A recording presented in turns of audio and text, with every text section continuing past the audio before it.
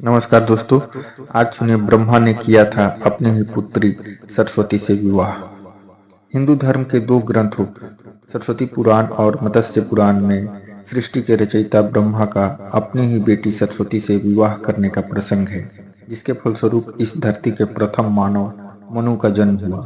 लेकिन ब्रह्मा ने अपनी ही पुत्री से विवाह जैसा निंदनीय काम क्यों किया, इसका जवाब जानने के लिए पढ़ते हैं पुराणों में वर्णित कथा। सरस्वती पुराण और मत्स्य पुराण में वर्णित कथाओं में कुछ भिन्नता है, इसलिए हम आपको दोनों कथाओं से अवगत करा रहे हैं। सरस्वती पुराण में वर्णित कथा इस प्रकार है। सरस्वती पुराण के अनुसार सृष्टि की रचना करते समय ब्रह्मा ने सीधे अपने वीर्य से सरस्वती को जन्म दिया था। इसलिए ऐसा कहा जाता है कि सरस्वती की कोई मां नहीं, केवल पिता ब्रह्मा थे।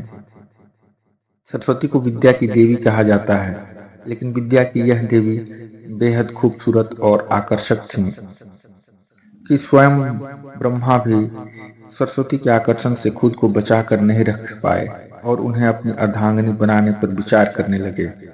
सरस्वती ने अपने पिता की इस मनोभावना को भांप कर उनसे बचने के लिए चारों दिशाओं में छिपने का प्रयत्न किया, लेकिन उनका हर प्रयत्न बेकार साबित हुआ। इसलिए विवश होकर उन्हें अपने पिता के साथ विवाह करना पड़ा।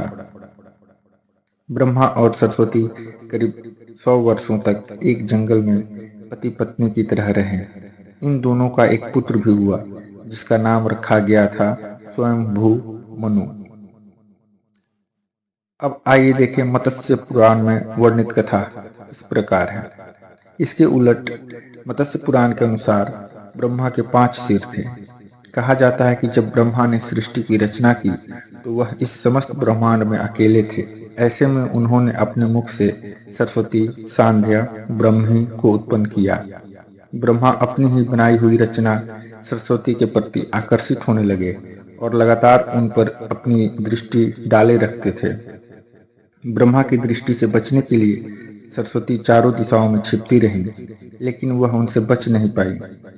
इसलिए सरस्वती आकाश में जाकर छिप गई, लेकिन अपने 5वें सिर से ब्रह्मा ने उन्हें आकाश में भी खोज निकाला और उनसे सृष्टि की रचना में सहयोग करने का निवेदन किया।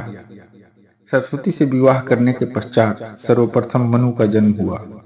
ब्रह्मा और सरस्वती की यह संतान मनु को पृथ्वी पर जन्म लेने वाला पहला मानव कहा जाता है।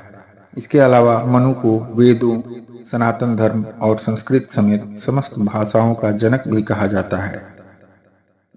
तो दोस्तों, इस प्रकार यह थी आज की कहानी। इसी क्रम में लेकर आएंगे और भी रोचक एवं ज्ञानवर्धक कहानी यदि पसंद आए तो लाइक करें, शेयर करें और कहानी सुनिए चैनल को सब्सक्राइब करें।